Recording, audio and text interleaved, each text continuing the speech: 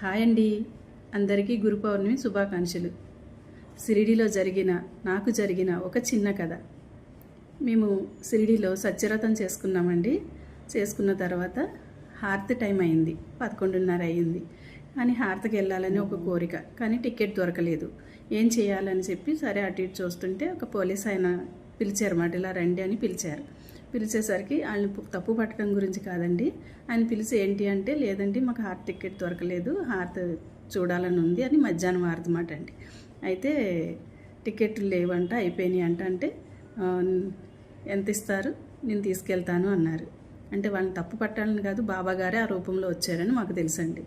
అయితే టికెట్ 200 కదండి. అయితే ఇద్దరం కలిసి 500 ఇస్తామండి అంటే, 500 కాదు 600 ఇవ్వండి అన్నారు. అలాగేనండి, దొరకటమే చాలని చెప్పి కూర్చున్నామండి. ఆయన కూర్చోమంటాం కూడా, అక్కడ కూర్చోండి, ఆ చెట్టు కింద కూర్చోండి అన్నారు. మేము కూర్చున్నామండి. ఇంకా ఆ టైం అవ్వలేదు, ఇంకా 1/2 అవర్ ఉంది టైము. అటు ఇటు చూసుకుంటూ ఉన్నామన్నమాట. ఆయన మేము ఉన్నామా వెళ్ళిపోయామనుకుంటూ చూస్తున్నారన్నమాట. చూస్తున్నారు వెళ్తున్నాము, ఇక్కడే ఉన్నామండి అంటే, అక్కడే కూర్చోండి అన్నారు. సరిగ్గా ఆ టైంకి రండి అని చెప్పి తీసుకెళ్ళారండి. తీసుకెళ్ళి మమ్మల్ని సరిగ్గా ముందు నుంచే అండి, బాబాకి 4 అడుగులు ఉంటుంది కదండి, అది వికలాంగులను పంపించేస్తారు కదా, ముందు నుంచి పంపిస్తారు. అక్కడి నుంచి తీసుకెళ్ళి మమ్మల్ని లోపలికి వదిలేశారు. వదిలేసిన తర్వాత ఆర్తి చూసామండి. చాలా ఆనందం, చాలా సంతోషపడ్డాం. బయటకు వచ్చిన తర్వాత ఆయనకి డబ్బులు ఇస్తానన్నాం కదా, మన మాట తప్పకూడదు.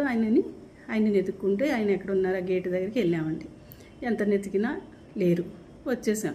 సరేలేని సాయంత్రం వెళ్ళామండి. సాయంత్రం అయినా ఉంటారు కదా, ఆయనకు ఇస్తామని చెప్పాం కదా అని చెప్పి మళ్ళీ సాయంత్రం వెళ్ళాం. సాయంత్రం కూడా అక్కడ లేరండి. అప్పుడైతే నిజంగా బాబాగారే మా కోరిక తీర్చడానికి ఆయన రూపంలో వచ్చి మాకు హారతి ఇచ్చి చూపించి పంపించారు అని చాలా ఆనందపడ్డామన్నమాట అండి. మనం కల్ముషం లేకుండా పిలిస్తే మనుషులే కాదండి, భగవంతుడైనా పలుకుతాడు, తప్పక మన కోరిక తీరుస్తాడు. మాకైతే షిరిడీలో ప్రతి సంవత్సరం మేము వెళ్ళినప్పుడల్లా ఏదో ఒక అనుభవం జరుగుతూనే ఉంటుంది. నిరుడు కూడా చెప్పాను కదా.